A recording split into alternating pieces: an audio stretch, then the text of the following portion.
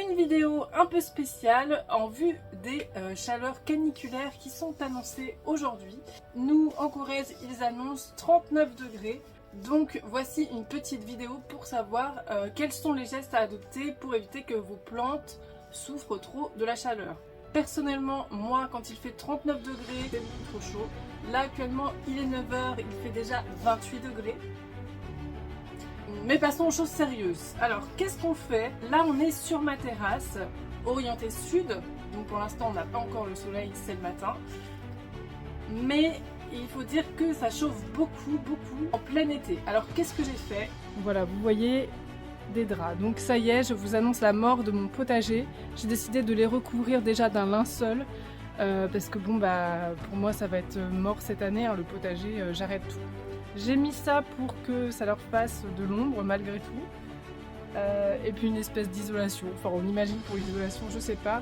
Là, ici, c'est mon jasmin étoilé. Bah, je l'ai recouvert, hein, parce que il va souffrir de la chaleur. La vigne, elle craint rien du tout, donc je l'ai pas du tout recouverte. Et bien sûr, la serre que je suis venue recouvrir. Bon bah voilà, de magnifiques draps de récupération. C'est moche. Et bien sûr, le parasol aussi pour protéger au maximum de la chaleur. Pour protéger ici. Magnifique potimarron.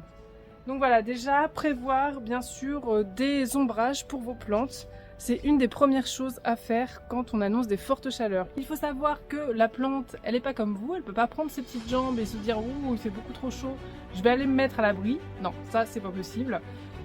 Donc elle va subir des températures avoisinant les 40 degrés, un peu des températures du désert quoi.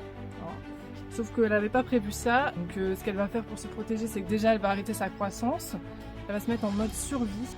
Quand une plante se met en mode survie, donc elle arrête de grandir, elle arrête de produire des fruits, elle fait faner ses fleurs parce qu'elle n'y arrive plus, c'est plus le moment, et vous perdez 2 semaines de production. Voilà.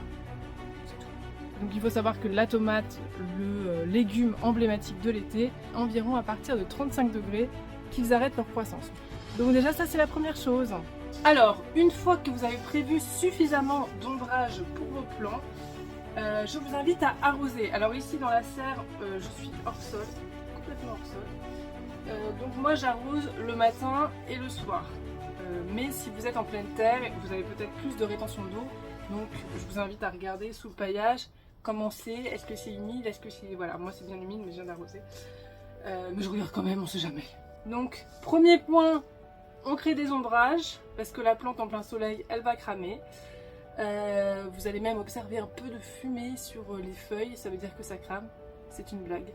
Et deuxième point, on arrose. Troisième point, bien sûr, vous paillez, hein, vous ne me laissez pas la terre à nu parce que là, c'est-à-dire que c'est toute la biodiversité du sol qui va cramer, qui va descendre très profondément dans le sol et qui va arrêter d'aérer le sol au pied de vos plants. Donc, eh ben, vous perdez en fertilité, vous perdez en production. Et vous êtes en train de matraquer le sol, hein, parce que le sol, le temps qu'il s'en remette, c'est comme votre maison, si vous la laissez ouverte à 39 degrés, le temps que vous fassiez redescendre la température, il va se passer un petit peu de temps. Voilà. Et puis bien sûr, pensez, comme vos plantes, à vous hydrater.